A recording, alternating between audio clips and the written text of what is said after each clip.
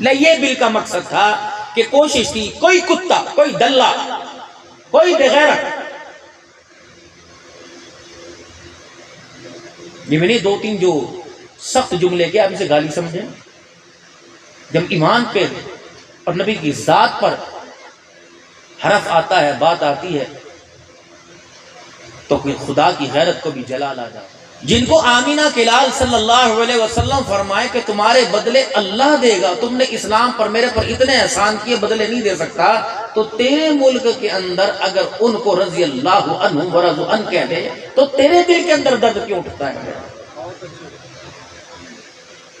اہلتی حشی حضرات سنو، تم توبہ کرو، توبہ، اللہ سے معافی مانگو، میں تمہارا خیر خواہ ہوں، میرے پاس کوئی قانون نہیں، میرے پاس کوئی دفعات نہیں جو میں تمہارے پہ لگاؤں، ہم کیا کر سکتے ہیں؟ جان ہے دے دیتے ہیں، مال ہے خرچ کر دیتے ہیں، جو تھوڑا بہت اللہ والوں کی ڈیوٹیوں سے علم حاصل کیا وہ تمہارے سامنے سنا دے۔ سب سے پہلے تو بھی اکابرین کی زبانوں سے ہر جلسے میں آپ سن رہے ہیں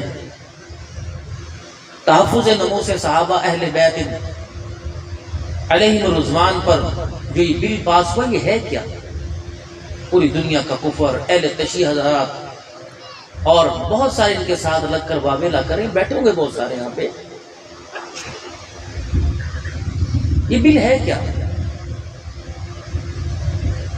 جس حسین کو آپ مانتے ہو، جس زینب، رقیہ، ام کلثوم، فاطمہ، علی کو آپ مانتے ہو، ان کے بارے میں ہمارا نظریہ یہ کہ وہ لوگ جو ایمان لے کے آئے اور ان کے ساتھ ان سے پہلے جو بعد میں ایمان لے کے آئے، جن کو اللہ تحفظ دے، ہماری اسمبلیوں نے تحفظ ان کو دے دیا، تو واویلا کرنے کی کیا ضرورت ہے میرے؟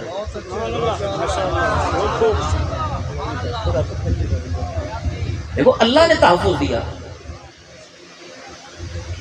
نبی نے تحفظ دیا،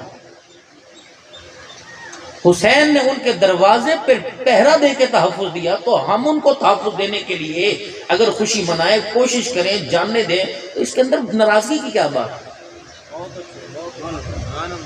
اگر صدیق کی صداقت کا تحفظ ہے اس بل کے اندر، تو حسین کی شہادت کا بھی تو تحفظ ہے کہ نہیں؟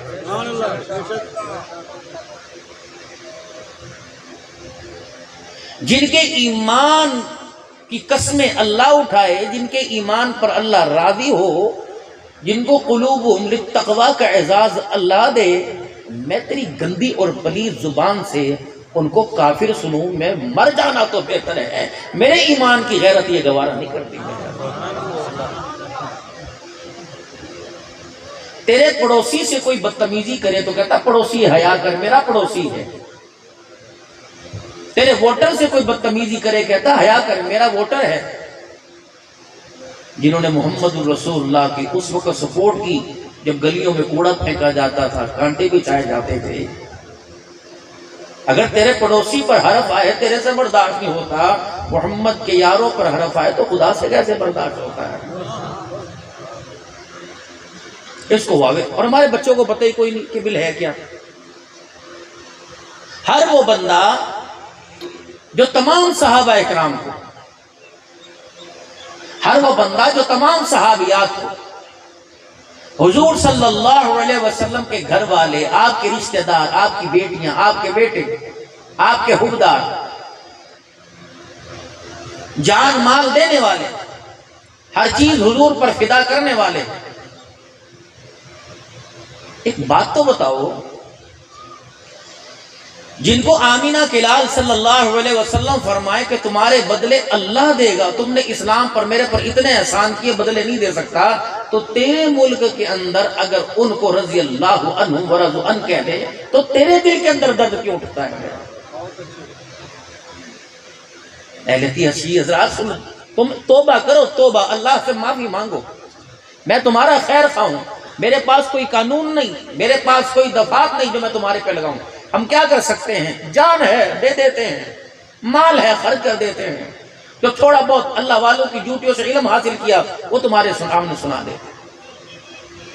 بہت تم غلطی پر ہو میرے پیارو، تم بہت غلطی پر ہو، میں تمہیں اتنے پیار سے آج تک تمہیں کسی نے نہیں سمجھایا ہوگا جتنا میں سمجھا رہا ہوں۔ صحابہ کے گلے کرنا چھوڑ، جنہیں دیکھا ہی نہیں، جن کا دور ہی نہیں پایا، جن کی صداقت کی قرآن گواہیاں دے، ہم ان کے جھوٹا کہنے والے کون ہوتے ہیں؟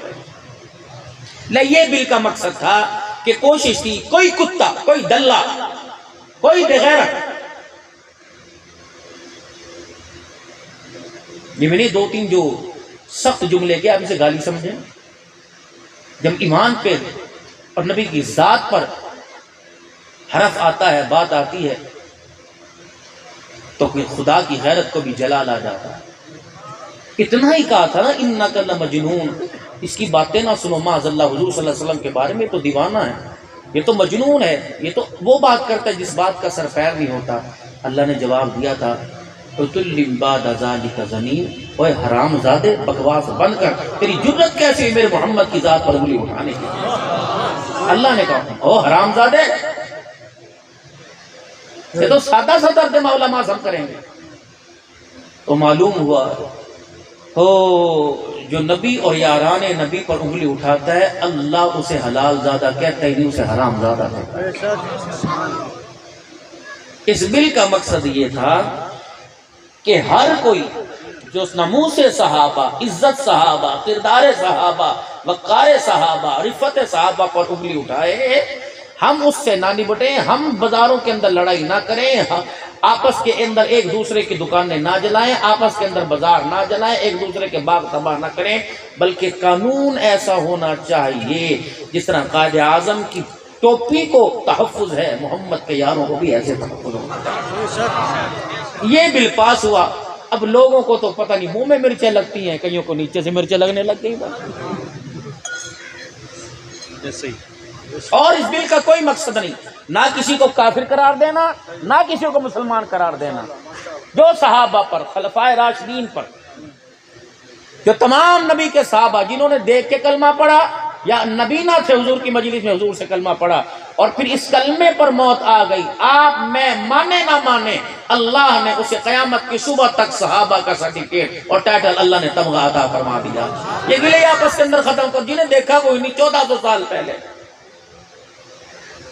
جنہیں نبی بیٹیاں دے، جن سے نبی بیٹیاں لے، جن پہ نبی اعتبار کرے، جن پہ فاطمہ اعتبار کرے، جن پہ علی اعتبار کرے، جس پہ حسن حسین اعتبار کرے، ہم کون ہوتے ہیں کہ ان کو بے اعتبارہ کہنے والے؟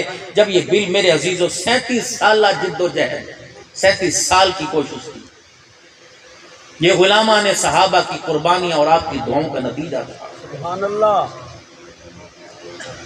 یہ حکومت گئی، اس حکومت نے جاتے ہوئے پتہ نہیں 1 گھنٹے کے اندر 29 بل پاس کیے، کسی بل کے اوپر تکلیف نہیں ہوئی، اس بل پہ کیوں تکلیف ہوئی؟ بعض کہتے ہیں 80-85 کے قریب 1-2 دن کے اندر بل پاس ہوئے، تمہیں کسی بل پہ کوئی تکلیف نہیں، اس پہ کیوں تکلیف ہوئی کہ صدیق کو رضی اللہ کہنا جرم، عمر کو رضی اللہ کہنا جرم، عثمان کو رضی اللہ، علی کو رضی اللہ کہنا جرم؟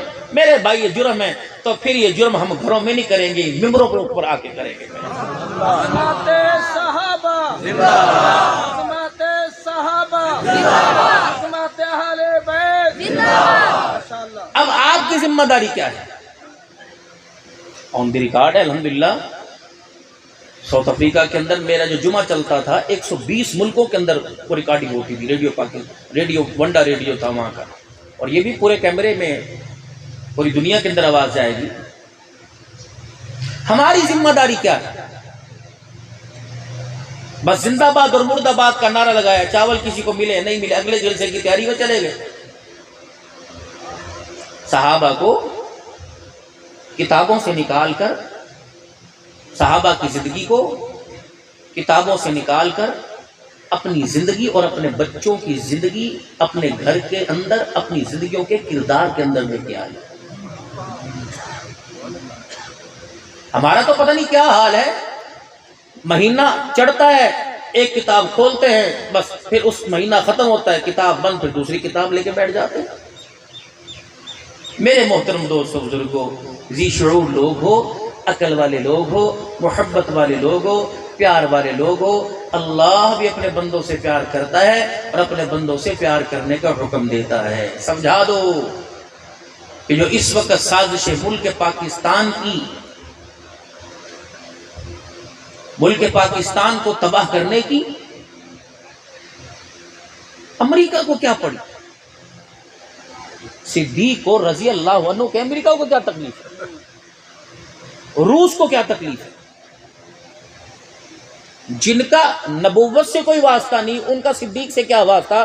اس بل کے پاس ہونے پر ان کو تکلیف کیوں ہو رہی؟